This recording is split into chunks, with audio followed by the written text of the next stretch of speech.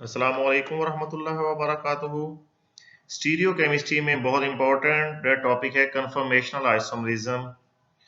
इसका इंट्रोडक्शन मैं इस लेक्चर में आपको दूंगा और ए साइक्लिक कंपाउंड में कन्फर्मेशनल आइसोमरिज्म कैसे पाया जाता है। और मैं हूं doctor Mohammad. Conformational isomerism, rotation is possible about a single bond. Sigma bond के अराउंड फ्री रोटेशन पॉसिबल है, लेकिन लोकलाइज्ड अरेंजमेंट एटम्स की वो सेम रहती है और मॉलिक्यूल बहुत सी शेप्स अडॉप्ट कर सकता है। यहां पे ये देखें, ये सारे एटम, सारे जो बॉन्ड्स हैं, ये वाला बॉन्ड भी जो है, ये वाला, ये रोटेट कर रहा होगा, ये भी रोटेट कर रहा है, और ये सेंटर वाला तो हमने शो कर रहे हैं रोटेट करने से। साइड्स वाले को रोटेट करने से कोई फर्क नहीं पड़ता, कोई शेप पे कोई फर्क नहीं पड़ता, तो जस्ट हम सेंटर वाले पे ही, इसी बॉन्ड पे फोकस करते हैं, इथेन में। अब इथेन में जब ये रोटेट करेगा तो बहुत सी ओरिएंटेशंस पॉसिबल होंगी, और इसी तरह के अगर बहुत से इथेन मॉलिक्यूल्स होंगे तो दो इथेन मॉलिक्यूल का एग्जैक्ट सेम जो है ओरिएंटेशन जो है वो पॉसिबल नहीं होती या बहुत कम होती है। अब इससे फर्क क्या पड़ेगा, ये हम स्टेप देखते हैं। ये है फ्री, सिंगल बॉन्ड है, ये सिंगल बॉन्ड है, इसमें फ्री रोटेशन टेट्राहेड्रल अरेंजमेंट होती है। ये दो ग्रुप्स हैं, यानी कि ये दोनों सेम साइड पे भी हो सकते हैं। यहाँ पे सेम साइड तो नहीं होती, टेट्राहेड्रल अरेंजमेंट है, या फ्री रोटेशन से ये भी पॉसिबिलिटी है। यहाँ पे देखें, फ्री रोटेशन है तो बहुत सी ओरिएंटेशन हो सकती है। ग्रीन ग्रीन के करीब आ सकता है, रेड रेड के करीब आ सकता है। और ये है डबल बॉन्ड। डबल बॉन्ड में फ्री रोटेशन पॉसिबल नहीं है। ये देखें, यहाँ पे दिखाया गया है, क्योंकि ये दो जगह से बंधे हुए होते हैं। एक तो सिग्मा बॉन्ड होता है सेंटर में, सिग्मा बॉन्ड पे तो फ्री रोटेशन पॉसिबल है, इधर से भी बंधे हुए हैं, इधर से भी बंधे हुए हैं। तो एक जो एटम है वो फ्रीली रोटेट नहीं कर सकता, इसलिए ये जो है ये सीज ही रहेगा और ट्रांस ट्रांस ही रहेगा। लेकिन इसके, और इन्हें कहते हैं कन्फिग्रेशन।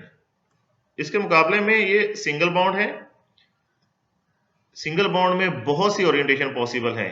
ये 360 पे रोटेट कर रहे हैं, 360 में जितने हर एंगल पे और एक नई ओरिएंटेशन बनेगी, इन्हें कहते हैं कन्फर्मेशंस। कन्फर्मेशनल आइसोमरिज्म क्या है? Different spatial arrangement interconvertible due to rotation about a single bond, rotation around a single bond.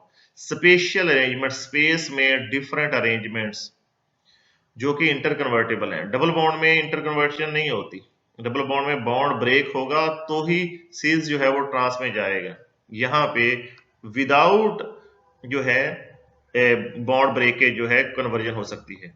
इन्हें कहते हैं, इस स्टडी को कहते हैं, ये फिनोमेना को कहते हैं कन्फर्मेशनल आइसोमर्स, रोटामर्स और कन्फॉर्मर्स। ये जो अरेंजमेंट्स बनती हैं। Energy barrier between different spatial arrangement is 0.6 to 16 kilocalories per mole, यानी कि 0.6 से 16 किलो कैलोरीज तक ये जो है इंटरकन्वर्जन पॉसिबल होती रहती है। और अगर ये 16 किलो कैलोरी से अबव हो, इन्हें कन्फिग्रेशन कहते हैं, ये इंटरकन्वर्जन नहीं होती। और 0.6 से जो नीचे हैं वो बिल्कुल ही फ्री होती हैं। ये डेफिनेशन है, study of different conformations and the relationship of physical and chemical properties, उनकी स्टेबिलिटी जो है of a molecule with its preferred conformation is known as conformational analysis. और इस स्टडी को हम कहते हैं कन्फॉर्मेशनल एनालिसिस। जब 3 डायमेंशन स्ट्रक्चर को पेज पे लिखने के दो तरीके हैं, बेसिकली ये तीनों तरीके पेज पे लिखने के लिए हैं कि 3 डायमेंशन स्ट्रक्चर को हम कैसे लिखते हैं। ये एक है बॉन्ड लाइन,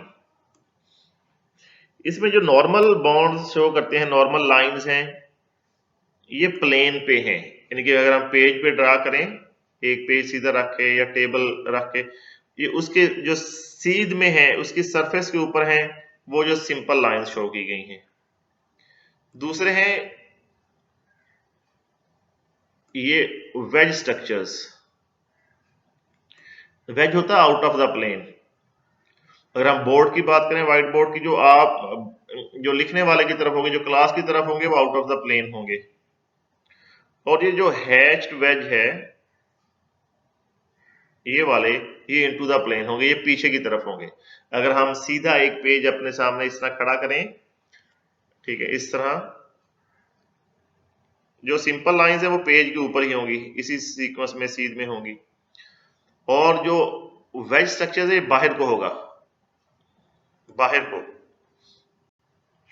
और जो हैच्ड वेज है, ये पीछे को होगा, पेज के बैक साइड पे होगा। अब इसी को एक और तरीके से लिख सकते हैं, साहॉर्स प्रोजेक्शन। साहॉर्स प्रोजेक्शन, इसमें ये सेंटर वाली लाइंस हैं, ये शो कर ली, बॉन्ड,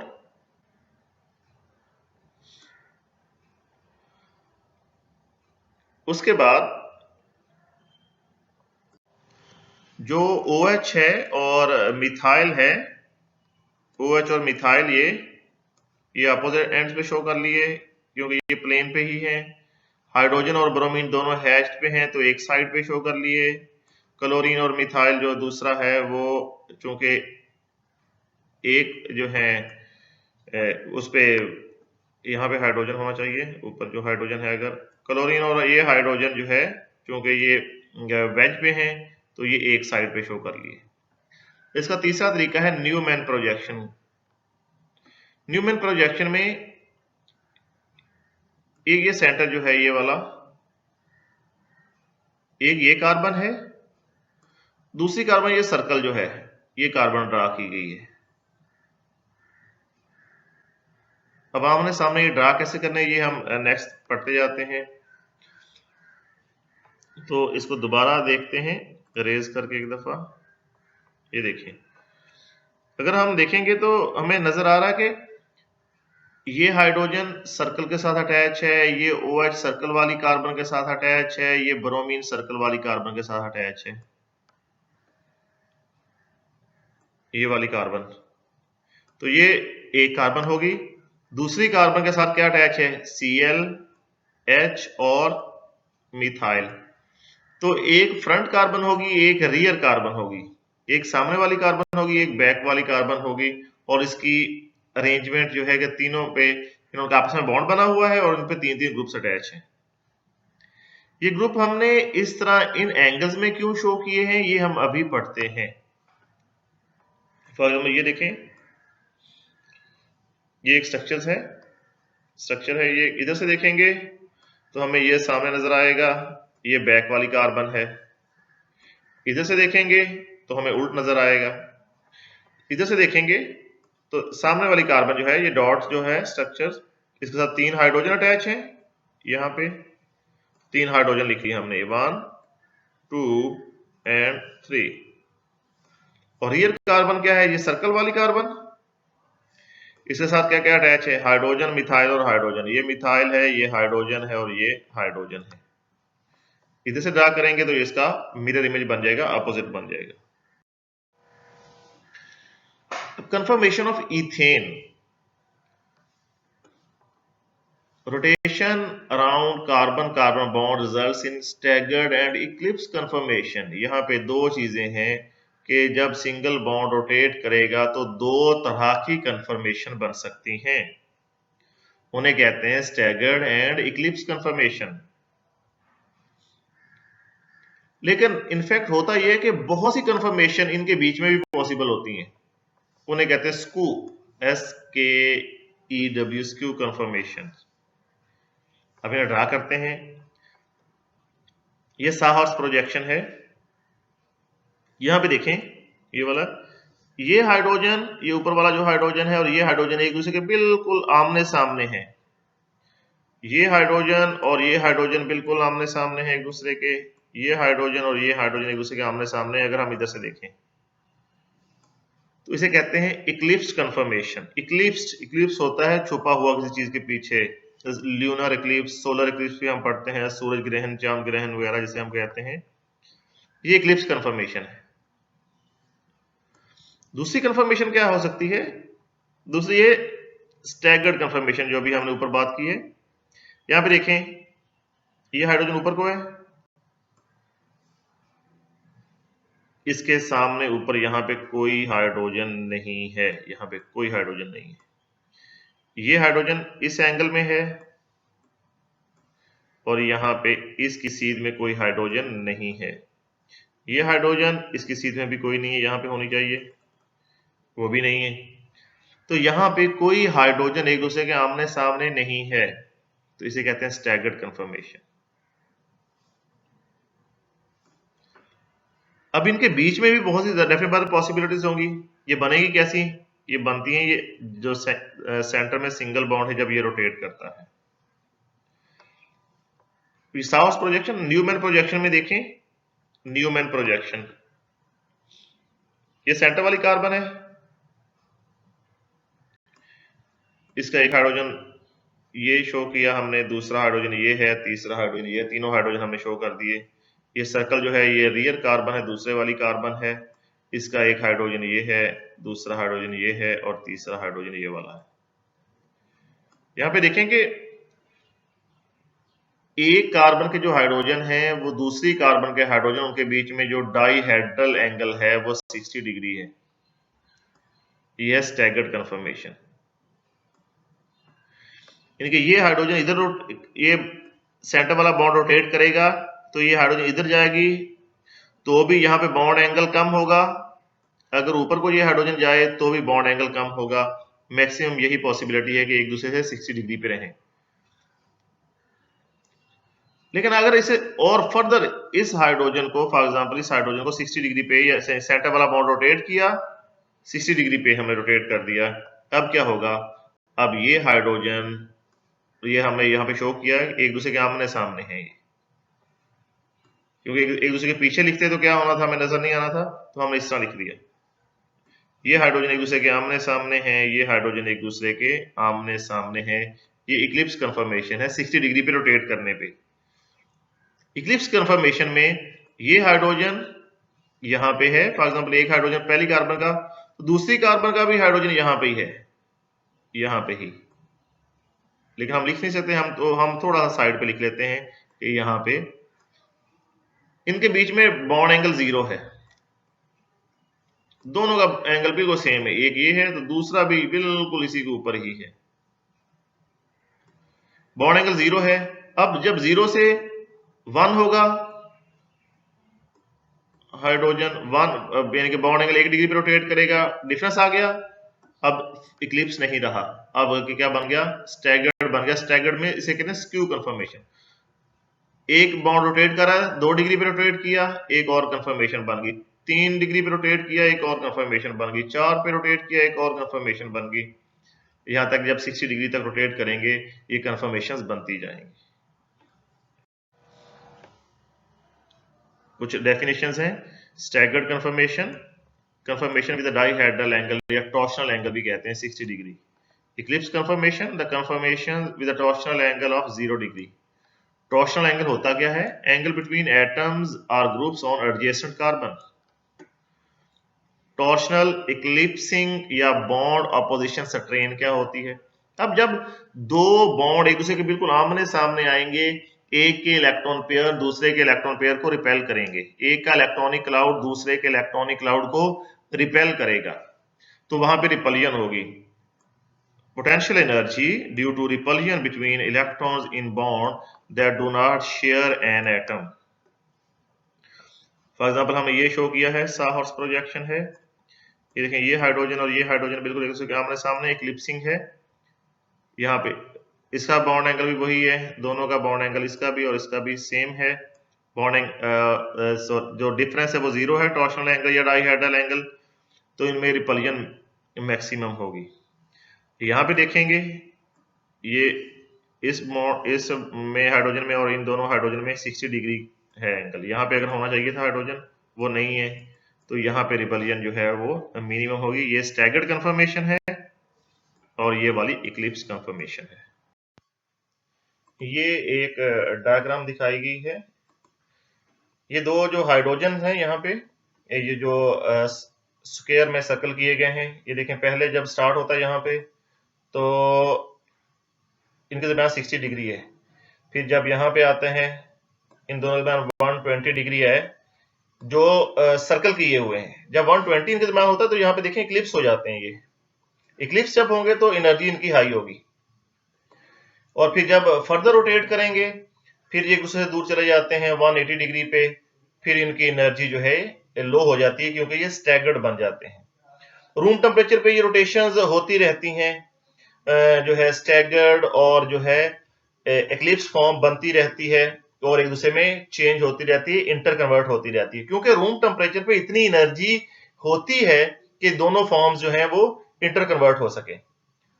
अब जब एनर्जी हम नेक्स्ट में, ये है rotational barrier in ethane as a function of dihedral angle. ये 3 किलो कैलोरीज है मैक्सिमम, मोस्ट स्टेबल, ये लोअर स्टेबल, मोस्ट स्टेबल और हाई एनर्जी, दो ही फॉर्म्स हैं इसमें, इक्लिप्स और स्टैगर्ड। इक्लिप्स जो है वो 3 किलो कैलोरीज पर मोल हाई इन एनर्जी है। यूजुअली हम क्या कहते हैं, हम कहते हैं कि जो मोस्ट स्टेबल कन्फिग्रेशन है वही जो है फॉर्म है, किसी भी कन्फिग्रेशन जो यहाँ पे नहीं होगी वो एग्जिस्ट करती है। तो होना चाहिए कि स्टैगर्ड एग्जिस्ट करे, इक्लिप्स एग्जिस्ट ना करे। लेकिन रूम टेम्परेचर पे इतनी एनर्जी होती है कि वो स्टैगर्ड को इक्लिप्स फॉर्म में कन्वर्ट कर दें। किसी चीज को हाई एनर्जी पे रखने के लिए उसे मुसलसल एनर्जी देना पड़ेगी। फॉर एग्जाम्पल एक बॉल हम ऊपर फेंकते हैं, उसे ऊपर वहां रखने के लिए एनर्जी मुसलसल देना पड़ेगी।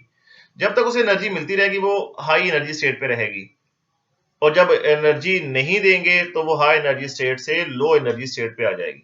अब इक्लिप्स पे वो क्यों कन्वर्ट होगी? क्योंकि उसे एनर्जी रूम टेम्परेचर से मिलती रहेगी।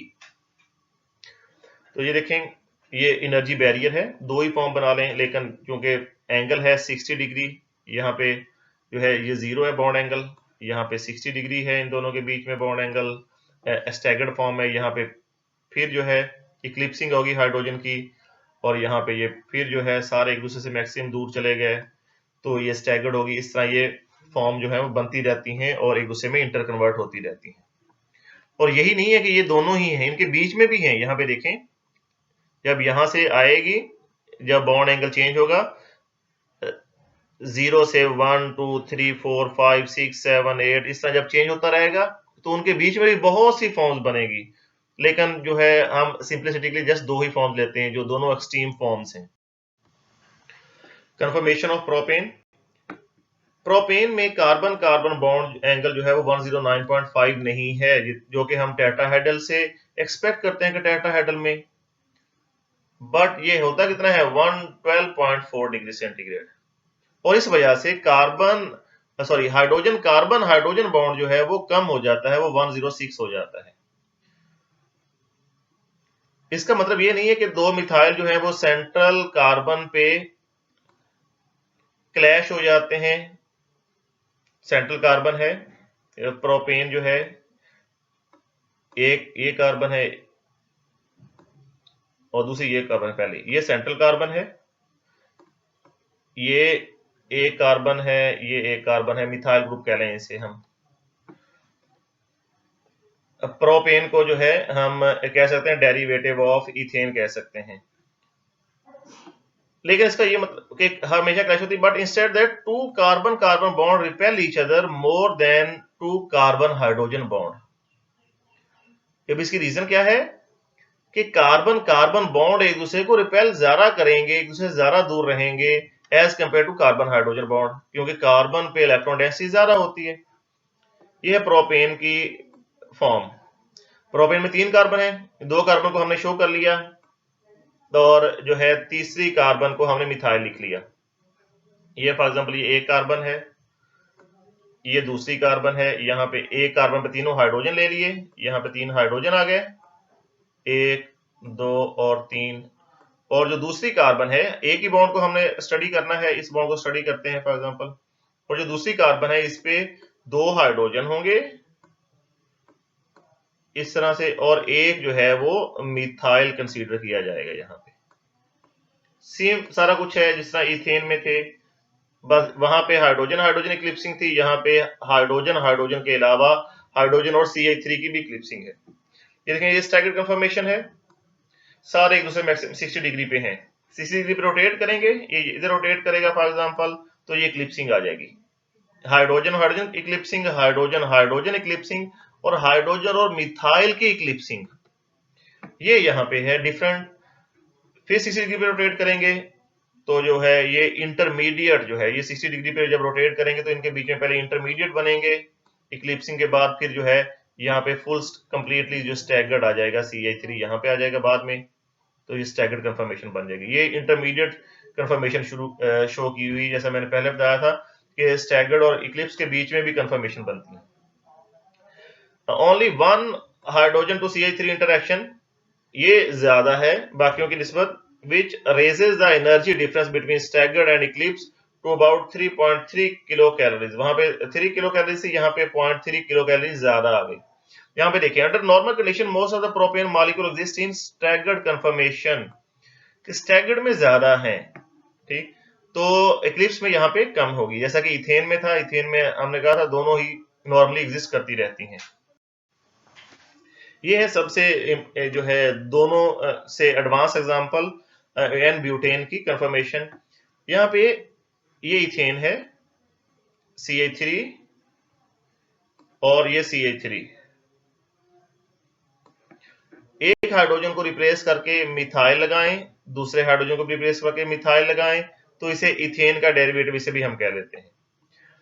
तो आगे बढ़ने से पहले मैं आपको बताऊं कि हम कहते हैं स्ट्रेट चेन को भी हम इस तरह शो करते हैं। ये तीन प्रोपेन को इस तरह शो करते हैं, ब्यूटेन को इस तरह शो करेंगे, पेंटेन को आगे एक और कार्बन आ जाएगी, हेक्सेन इस तरह जिग जैग होगा। जिग जैग होने से ये क्या होगा, ये फॉर एग्जांपल ये बॉन्ड है, अगर हम इसको स्टडी करते हैं, इसका बॉन्ड ये एक इस साइड पे है, दूसरा इसके अपोजिट साइड पे है, तो यहाँ पे रिपल्जन कम से कम होनी चाहिए। ये जो है स्ट्रक्चर जो है जो ओपन करके जो है वो शो किया गया है। तो यहाँ पे हमने इस बॉन्ड को स्टडी करना है।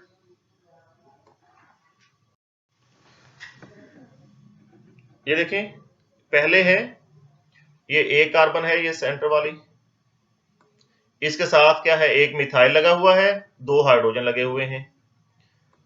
ये अटैच किसके साथ है, ये सर्कल वाली कार्बन के साथ अटैच है। इसके साथ क्या है, एक मिथाइल है और दो जो है यहाँ पे भी हाइड्रोजन है।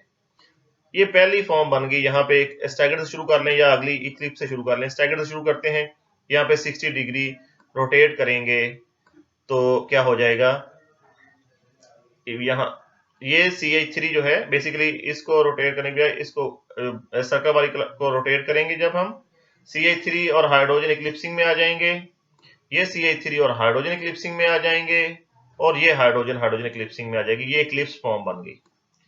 फिर रोटेट करेंगे इसे, सर्कल वाली को एक को रोटेट करें, दूसरी को फिक्स रखें, फिर जो है 60 डिग्री पे रोटेट करें तो यहाँ पे जो है मिथाइल यहाँ पे आ जाएगा, ये स्टैगर्ड हो गई। ये CH3 इधर आ गया, ये CH3 इधर, कोई क्लिप्सिंग नहीं रही। फिर 60 डिग्री पे रोटेट करेंगे तो सेकंड वाली, ये सेकंड वाली की तरह ही आ जाएगी, मिथाइल हाइड्रोजन इक्लिप्सिंग, यहाँ पे भी मिथाइल हाइड्रोजन इक्लिप्सिंग, और यहाँ पे एक हाइड्रोजन हाइड्रोजन इक्लिप्सिंग। फिर रोटेट करेंगे तो ये स्टैगर्ड आ गई, दूर दूर है, और फिर रोटेट करेंगे तो ये इक्लिप्सिंग आ गई। ये इक्लिप्सिंग है, हाइड्रोजन हाइड्रोजन इक्लिप्सिंग है, और यहाँ पे भी हाइड्रोजन हाइड्रोजन इक्लिप्सिंग है। यहाँ पे देखें, यहाँ पे दो तरह की स्टैगर्ड फॉर्म है और दो तरह की ही इक्लिप्स फॉर्म है। स्टैगर्ड फॉर्म कौन कौन सी हैं, 1 स्टैगर्ड है, 3 स्टैगर्ड है, और 5 स्टैगर्ड है। 1 में देखें मिथाइल स्टैगर्ड तो है लेकिन करीब करीब है, ये देखें, और 5th में भी मिथाइल जो है दोनों ये स्टैगर्ड तो है लेकिन करीब करीब है एक दूसरे के। 3 में देखें, 3 में स्टैगर्ड है लेकिन बिल्कुल एक दूसरे जितना मैक्सिमम दूर हो सकते हैं 180 डिग्री पे उतना ही है। तो जो 1 और 5 हैं इन्हें कहते हैं गॉश, गॉश वर्ड है ये। फ्रेंच वर्ड है, लेफ्ट के लिए यूज होता है। और जो ये थर्ड है ये एंटी है, एंटी अपोजिट है, एंटाई भी समटाइम इसे प्रोनाउंस करते हैं। CH3 अपोजिट है बिल्कुल। तो ये सबसे स्टेबल होगी, बड़े ग्रुप जितने दूर होंगे उतने ही स्टेबल होगी, ये जनरल केमिस्ट्री का कॉन्सेप्ट हम सब जानते हैं। उसके बाद देखते हैं इक्लिप्स कंफर्मेशन। इक्लिप्स कंफर्मेशन कितनी कौन कौन सी है? इक्लिप्स कंफर्मेशन है, इक्लिप्स कंफर्मेशन भी दो तरह की है।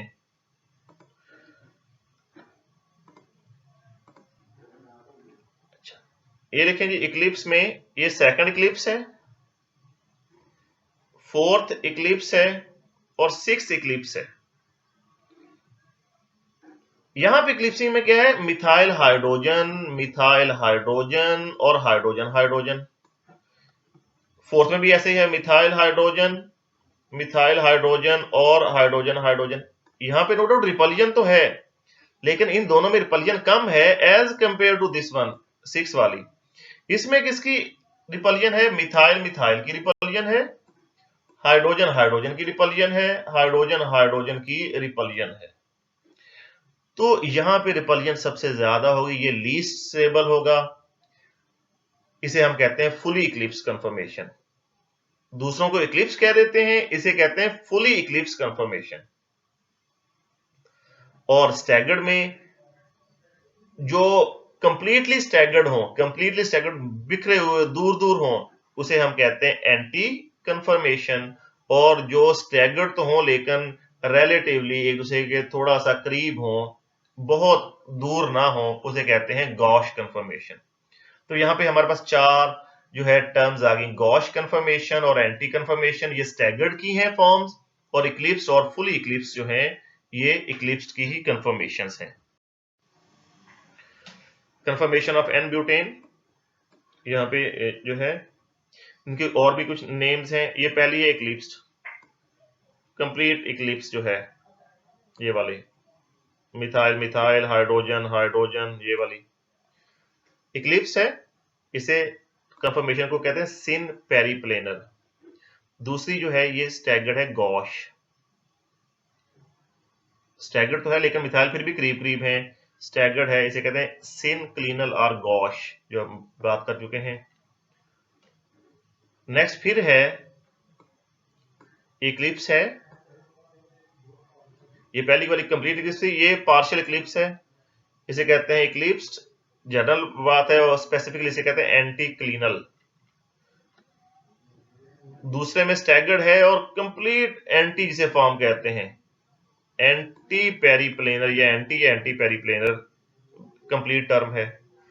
फिर ये फिर दूसरा जो है जो गॉश वाला है, सॉरी इक्लिप्स है, पार्शियल इक्लिप्स, पार्शियल एंटीक्लिनल, ये भी पार्शियल इक्लिप्स है, ये भी पार्शियल एंटीक्लिनल। और लास्ट पे ये जो है अगेन जो है गॉश स्टैगर्ड है, स्टैगर्ड या समटाइम इसे और जो है करने के लिए, क्लियर करने के लिए गॉश स्टैगर्ड भी कहते हैं। ये है सिनक्लिनल और गॉश। ये एनर्जी बैरियर है। तो अब यहां पे चार फॉर्म्स हैं। सबसे स्टेबल होगी anti confirmation, low energy anti confirmation सबसे स्टेबल होगी। उसके बाद क्या होगा? उसके बाद आएगी गॉश या स्टैगर्ड, गॉश स्टैगर्ड। यहां पे नीचे लिखा हुआ है एंटी कंफर्मेशन सबसे, उसके बाद गॉश, गॉश स्टैगर्ड, उसके बाद इक्लिप्स्ड, क्लियर है, इतना इसमें मुश्किल नहीं है, और फुली इक्लिप्स्ड। तो ये एंटी है सबसे पहले, एंटी ये स्टेबल फॉर्म है। दूसरी फॉर्म ये वाली है, ये वाली, ये गॉश, ये एनर्जी डिफरेंस थोड़ा सा याद भी होना चाहिए आपको। गॉश ये इक्लिप्स है, पार्शियल इक्लिप्स या इक्लिप्स, और ये वाली जो है ये फुली इक्लिप्स या एंटी फॉर्म है। ये इनका एनर्जी डिफरेंस गिवन है। इन anti largest substituent are opposite while in gauche they are adjacent. करीब करीब होंगे। Anti and gauche do not have the same energy because of steric strain, steric hindrance बड़े groups की वजह से। Steric strain is due to larger size, more steric strain in gauche as two methyl are closer. Gauche में steric strain is also called as gauche interaction. यहाँ पे two gauge conformation have same energy but 0.9 kilocalories per mole less stable than anti conformation। सबसे ज्यादा anti confirmation stable होगी, उसके बाद gosh है ये वाली। गॉश में 0.9 का डिफरेंस है गॉश और एंटी में, ये वाला। बाकी जो है दोनों एनर्जी डिफरेंस वो गिवन है। ये था डिटेल जो है कंफर्मेशनल आइसोमरिज्म का इंट्रोडक्शन देखा, और जो है इथेन, प्रोपेन और ब्यूटेन में देखा। इसी वजह से जो है ब्यूटेन इस तरह से हम स्ट्रक्चर ड्रा करेंगे, ये एंटी कंफर्मेशन होगी। ये सेंटर वाला बॉन्ड है ये वाला। अब एक जो मिथाइल ग्रुप ये इस साइड पे होगा, दूसरा मिथाइल ग्रुप इस साइड पे होगा, अपोजिट साइड पे है, एंटी पेरिप्लेनर जिसे कहते हैं। अगर ये इस तरह होते दोनों मिथाइल, ये फॉर एग्जांपल यहाँ पे ये दरम्यान वाला कार्बन कार्बन है, ये दोनों साइडों वाले, तो यहाँ पे बहुत ज्यादा रिपल्जन होनी थी। इसी वजह से लॉन्ग चेन, स्ट्रेट चेन जो हाइड्रोकार्बन होते हैं इस तरह होते हैं।